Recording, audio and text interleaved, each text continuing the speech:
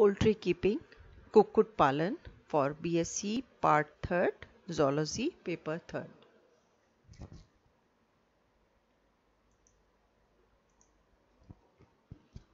Animal husbandry agriculture की वह branch है जिसके अंदर डोमेस्टिक एनिमल्स का प्रोडक्शन और उसकी केयर की जाती है, देखभाल की जाती है, उनसे प्राप्त होने वाले प्रोडक्ट्स को यूज़ में लेने के लिए। पोल्ट्री फार्मिंग मेनली रेफर करते हैं डोमेस्टिक बर्ड्स को कमर्शियली पालने को।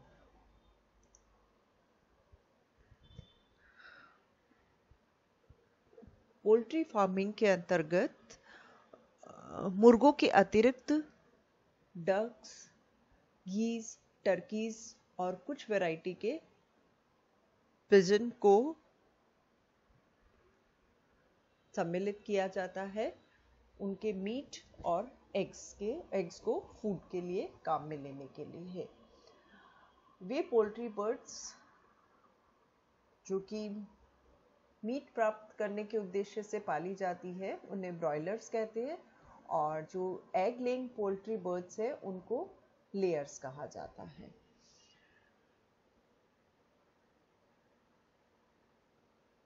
मोस्टली चिकन्स की फार्मिंग बहुत अधिक संख्या में की जाती है और करीबन 60 बिलियन से ज़्यादा चिकन्स को एनुअली किल कर देते हैं एज ए फूड कंज्यूम करने के लिए।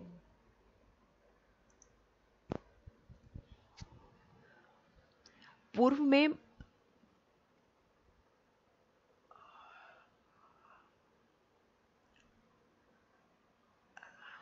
में मुर्गों को पालने का एक ही एम था, एंटरटेनमेंट। वो कॉक फाइटिंग में लोग अपना काफ़ी टाइम पास कर दिया करते थे। फूड ग्रेन्स की कमी और पॉपुलेशन में बहुत अधिक वृद्धि के कारण इसके मुर्गी के मीट और इसका एग्स को एक बढ़िया न्यूट्रिटिव सब्स्टिट्यूट के रूप में पहचाने जाने लगा और फिर इनका पालन एक उद्योग के रूप में विकसित हुआ।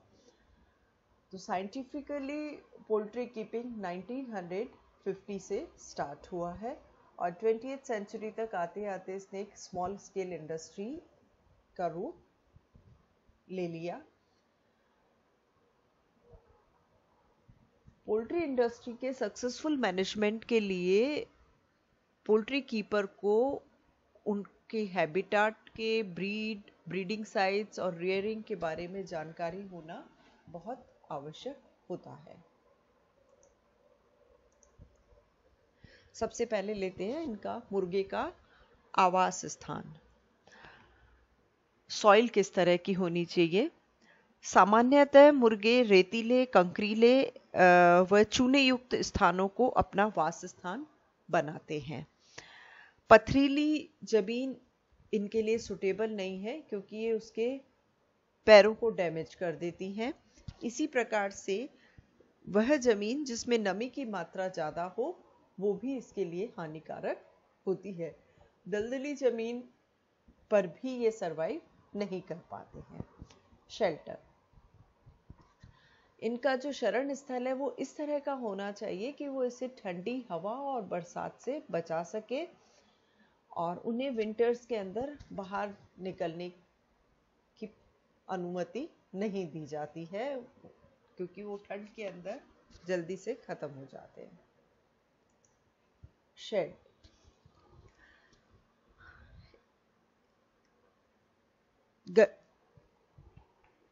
समर सीजन के अंदर गर्मी और गर्म हवा से इनकी सुरक्षा करना आवश्यक होता है। यह भी ध्यान रखा जाता है कि इनके रहने के क्षेत्र के आसपास अच्छी मात्रा में ट्रीज और श्रब्स लगे हों।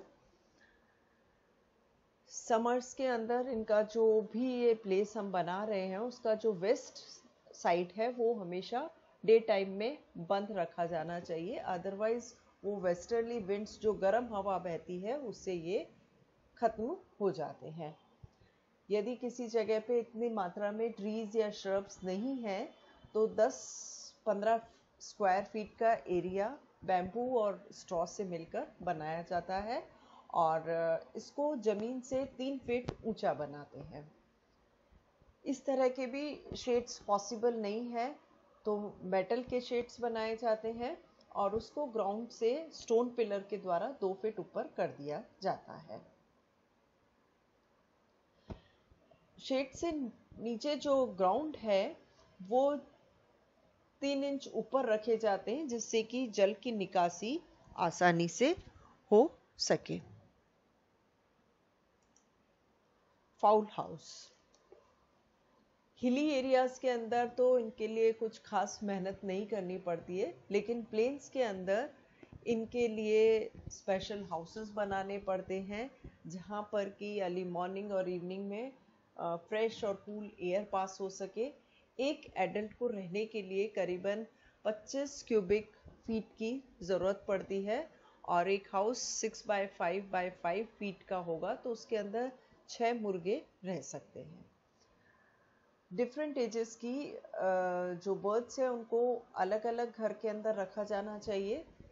ओपन शेड या बरामदा 40 बाय 30 फीट का 6 फाउल के लिए सफिशिएंट होता है। ये उनके घर के बाहर ही होना चाहिए जहाँ पर कि वो अपना घूम फिर सके, एक्सरसाइज कर सके। ये घर इनके वुड के या ब्रिक के बने होने चाहिए, मेटल के बेस्ट रहते हैं।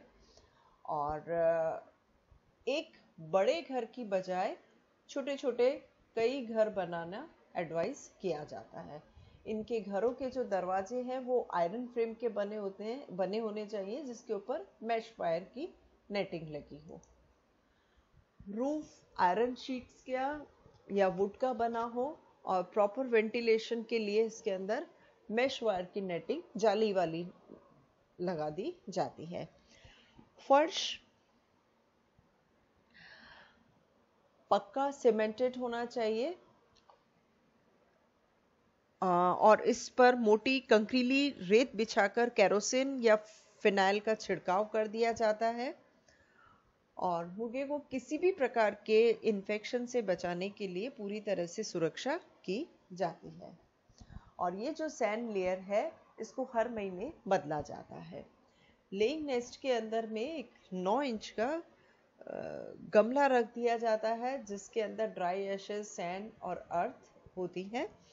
इसी के साथ साथ इनके नेस्ट के अंदर एग लेइंग के लिए और नेस्ट बनाने के लिए इनके घरों में कोने के अंदर घास फूस, रेत इत्यादि बिखेरी जाती है जिसका ये अपनी ज़रूरत के हिसाब से यूज़ में ले लेते हैं।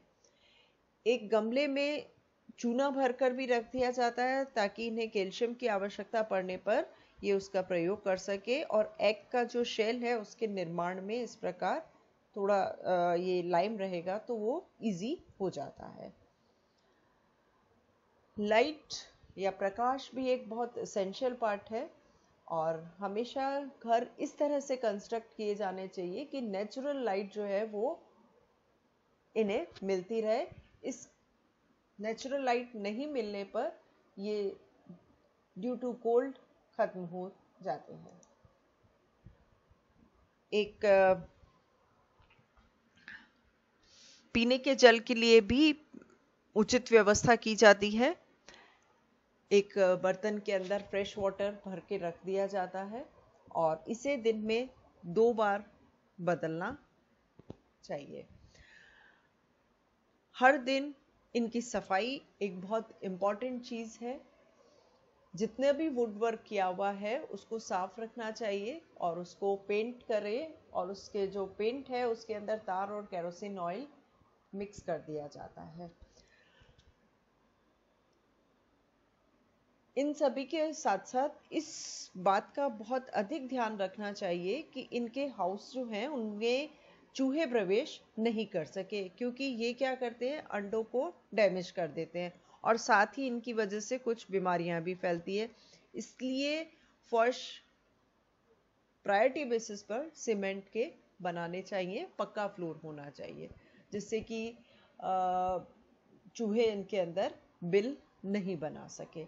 और चूहों के साथ साथ ही सांपों से सुरक्षा का भी पूर्ण बंदोबस्त होना आवश्यक होता है।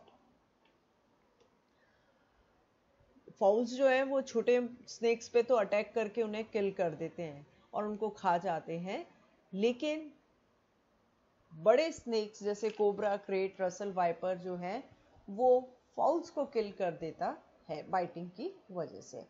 और ये जो भी यदि कोई बिल या दरार इसमें आ गई है इनके हाउसेस में तो उसको भी रेगुलरली फिल कर देना चाहिए। पोल्ट्री फीडिंग में क्या है, इनका भरण पोषण कैसे किया जाएगा कि इनको पालने के लिए इनका न्यूट्रिटिव लेवल जो है वो हाई क्वालिटी का होना चाहिए, जिससे ये वेट और साइज में अच्छी वृद्धि कर सके और इनसे जो हमें एग्स प्राप्त हो वो भी बढ़िया और अच्छी क्वालिटी के हो। डिफरेंट एज ग्रुप के मेंबर्स की न्यूट्रिशनल रिक्वायरमेंट भी अलग अलग होती है, तो उनको उसी हिसाब से फूड देना चाहिए। मार्केट में चिकन फूड रेडीली भी अवेलेबल है और अपना सुविधा के हिसाब से उसका फॉर्मूला तैयार करके और फूड को मिक्स करना चीपर भी पड़ता है और इजी रहता है।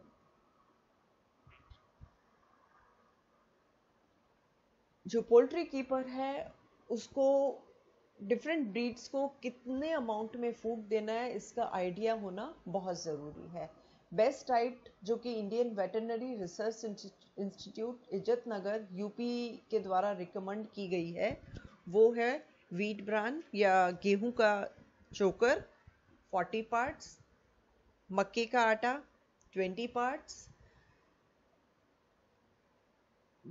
ग्राउंड ओट जई का आटा 20 पार्ट्स, मूंगफली का आटा 20 पार्ट्स और नमक 1 पार्ट, इसको मिक्स करके भी फूड तैयार किया जाता है। फूड एंड फीडिंग, क्वालिटी और बैलेंस्ड क्वांटिटी फूड मटेरियल की जो है वो इस पोल्ट्री इंडस्ट्री के लिए बैकबोन है। ये डिफरेंट टाइप के फूड्स हैं, उसका किस तरह के हैं, जैसे सोरम है, ये हाई एनर्जी सोर्स है, oats, peas, grams, beans good food होते हैं। मक्का और चावल प्रॉपर फूड नहीं है, कार्बोहाइड्रेट्स इनमें बहुत अधिक मात्रा में होता है लेकिन प्रोटीन की मात्रा कम पाई जाती है। स्किम्ड मिल्क, बटर मिल्क, दूध, छाछ, curd mixed with ground wheat and barley, दही के अंदर ये मिक्स करके दिया जाए तो उसकी न्यूट्रिटिव वैल्यू बहुत अच्छी होती है। Boiled potato mixed with equal parts of wheat bran is मोटा करने के लिए, उन्हें हेल्थ इंप्रूव के लिए। Some animal food like ground fresh bones or meat good for health. Green food as fresh tender grass, garlic, lettuce, onions are essential part of food and should be given uncooked. Mustard seed, linseed and hemp seed should be given after some interval during cold season. सर्दी के समय इनको देना, सर्दी में, बरसात में और मोल्टिंग के समय इनको देना चाहिए क्योंकि ये गर्म प्रवृत्ति के होते हैं। Groundnuts and oil cakes extensively use में लिए जाते हैं। पल मिलेट या बाजरा कार्बोहाइड्रेट्स और प्रोटीन्स का बढ़िया सोर्स है। ये है comparative balance diet of various poultry animals. Egg laying animal का ये वे हाइब्रिड या ब्रॉयलर्स जिसको हमें एज अ मीट प्रोडक्शन के लिए काम में लेते हैं, और चिकन जिनको एग लेयर्स की तरह काम में ले रहे हैं, उनकी डाइटरी रिक्वायरमेंट्स दी हुई है कि उन्हें कितना कितना परसेंट जो है फूड की आवश्यकता होती है। ब्रीड्स ऑफ फाउल्स, एग और मीट प्रोडक्शन के बेसिस में poultry can be divided into 2 groups, indigenous या देसी ब्रीड्स और एक है एक्सोटिक और इम्प्रूव्ड ब्रीड्स। इंडिजिनस ब्रीड्स वे ब्रीड्स हैं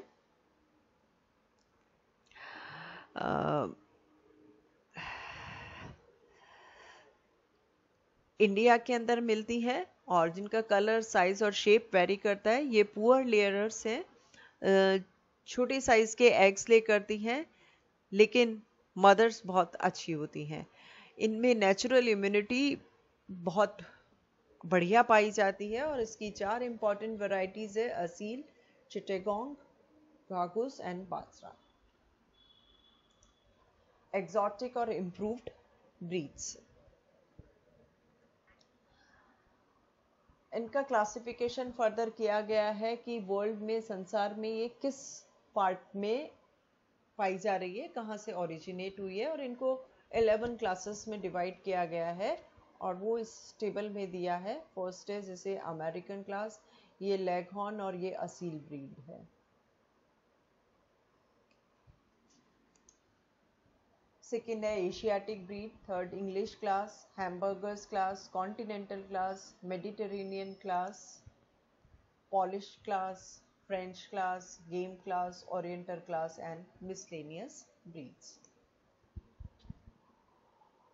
नेक्स्ट है ब्रीडिंग इन फाउल्स या मुर्गे में प्रजनन। सक्सेसफुल पोल्ट्री कीपिंग के लिए मुर्गे का रखरखाव और इसका प्रजनन एक बहुत ही इम्पॉर्टेंट प्रोसेस है। कुछ पॉइंट्स है जिनको दिमाग में रखना चाहिए। जैसे फर्स्ट है largest and best farm fowl should be selected. प्रजनन हेतु बड़े आकार के हष्टपुष्ट सदस्यों का चुनाव करना चाहिए। रोगी आकार में छोटे और सीमित वृद्धि वाले मुर्गों को इस कार्य हेतु प्रयोग में नहीं लेना चाहिए। ऐसी मुर्गी का सिलेक्शन करना चाहिए जो कि एग लेइंग अच्छा करती हो, बेस्ट लेयर्स हो। और ये ध्यान रखना चाहिए कि 2 साल की मुर्गियों का 1 साल के मुर्गे के साथ प्रजनन करवाया जाए। और ये भी सुनिश्चित कर लेना चाहिए कि मेल फाउल और मतलब मुर्गा और मुर्गी जो है वो डिफरेंट फैमिली के हो और जो मुर्गा है वो मुर्गी से सुपीरियर हो। और सक्सेसफुल ब्रीडिंग के लिए न्यूट्रिटिव फूड और इंटेलिजेंट मैनेजमेंट भी बहुत आवश्यक होता है। एक मुर्गे के साथ 4 मुर्गियों से अधिक का प्रजनन भी नहीं करवाना चाहिए।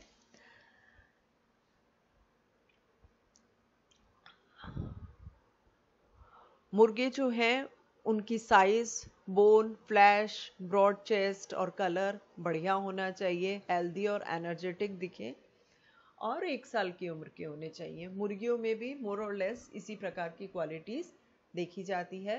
वो भी एक्टिव होनी चाहिए और यंग होनी चाहिए क्योंकि उन्हें बहुत अधिक मात्रा में एग्स ले करने हैं। और एक मुर्गे का साथ में 4 मुर्गियों से अधिक का जनन नहीं करवाना चाहिए। इस प्रकार जो सीमित जनन है वो अच्छे रिजल्ट्स देता है। मुर्गी ना तो बहुत अधिक हष्टपुष्ट होनी चाहिए और ना बहुत अधिक पुतली दुबली होनी चाहिए।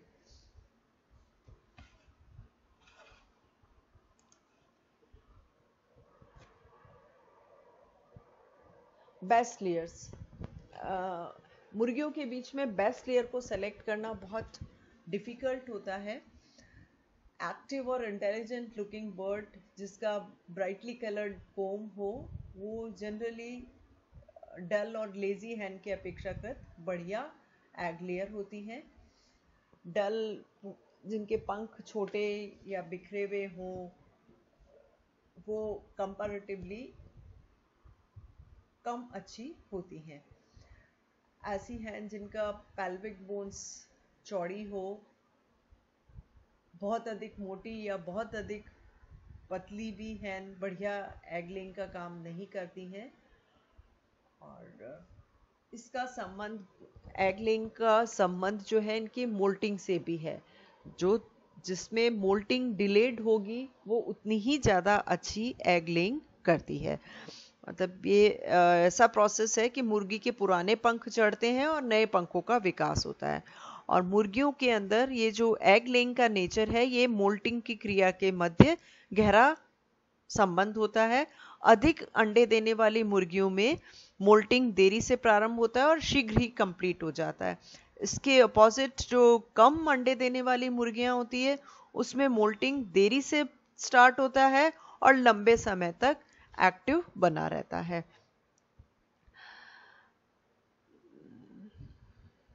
और ये जो एग लेइंग का प्रोसेस है ये पिगमेंटेशन पर भी डिपेंडेंट है। जो अपने फूड के अंदर ज़ैंथोफिल नामक पिगमेंट ग्रहण करते हैं तो इनकी त्वचा पर येलो कलर के स्पॉट्स के रूप में एकत्रित हो जाता है। और पिगमेंटेशन जितना ज़्यादा डेंस होगा उतनी ही बढ़िया क्वालिटी के वो मुर्गे होते हैं और इनके एग लेइंग का रिकॉर्ड अच्छा होता है। इसी के साथ साथ मुर्गियां जितनी जल्दी सेक्सुअल मैच्योरिटी अटेन कर लेती है उतनी ही अधिक मात्रा में ये एग लेइंग भी करती